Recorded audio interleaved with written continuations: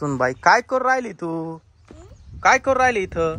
काय नाही, फुलं कशाला थोडी ती तोडत नाही बघते. ते जेवायला काही केले का नाही भाजी भाकर? लसूणच संपलं, तुम्हाला प्रत्येक भाजीत लसूण लागतं.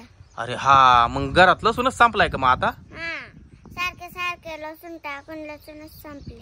मग आता लसूण आणायला आहे ना माऊलीलाच पाठवावं लागेल गावात. माऊली काय करतोय? चार्जिंग लावायचोय. चार्जिंग नाही झाली का अजून? अर्धा तासात होईल चार्जिंग पप्पा. अरे घरामध्ये लसूण नाहीये, गावात जातो का लसूण आणायला? नाही ना. जातो का? होय, घरामधून पैसे आण बरं.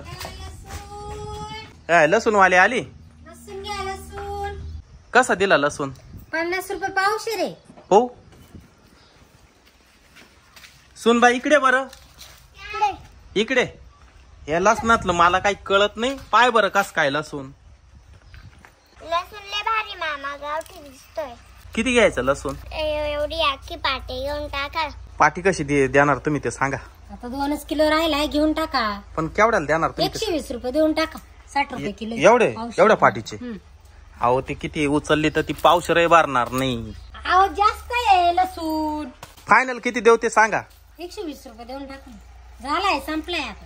50 रुपये देऊ का? नाही नाही बाप, 50 रुपये नाही. गावठी लसूण 50 रुपये देईल तुम्हाला. नाही 50 रुपये नाही परवडायचे. मी घरीच ठेवील ना आता. आता पावसाळ्याचे दिवस कोण खाते त्या लसणाला? कोण खाते? कवर टिकतोय.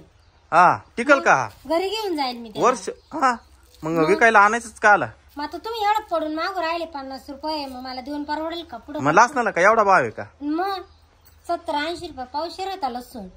सुनबाई बाजारात लसूण काय किलो आहे? 20 रुपये. 20 रुपये ना, पाहिलं ना? 20 रुपये नाही, 40 रुपये पावशेर झालाय आता. हो बाई, 50 रुपयाला पाटील. नाही 50 रुपयाने मला नाही परवडायचं.